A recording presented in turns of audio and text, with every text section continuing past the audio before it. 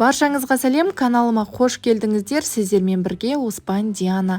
Менің каналыма тіркеліп колокольчикті басып қоюды ұмытпаңыздар. Бүгін сіздермен айсти сусынын бірге дайындаймыз. Ең алдымен 5 литр суымызды отқа қоямыз. Қайнағанша қажетті заттарымыздың барлығын жуып тазалап дайындап қоямыз.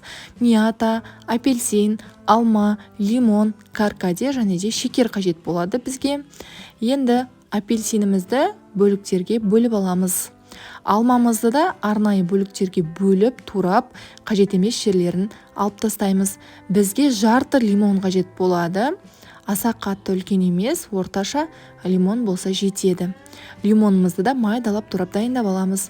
Мятамызды да 3-4 бөлікке бөліп аламыз. Суымыз осылай қайнай бастағаннан соң ғана каркадемізді салып бетін жауып қоямыз. Видеода қарасаңыздар, каркаде бізде қып-қызыл болып, бүкіл цветі шыққаннан соң үстіне шекерімізді саламыз, жақсылап араластырамыз. 450-500 грамм шекер салдым мен 5 литр суға. Жақсылап араластырып, тағы да бір қайнатып аламыз да, қайнағаннан соң осылай каркадені сүзіп аламыз. Келесі жасаған кезде де осы каркадені кішкене қолдансаңыздар болады, 2 литр, 3 литр етіп қызыл цветі шығатын болады. Енді жаңағы турап дайындап алған жемістерімізді ақырындап саламыз.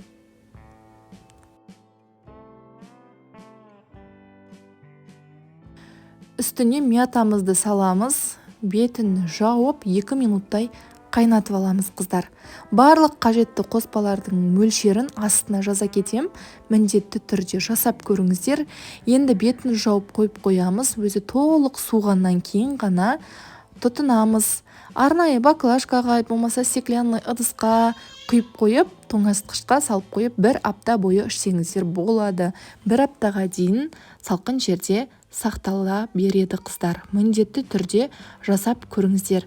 Астарыңыз дәмді болсын. Сіздермен бірге болған Оспан Диана. Ұнаса лайк басып, пікір қалдыруды, менің каналымды қолдап отыруды ұмытпаңыздар.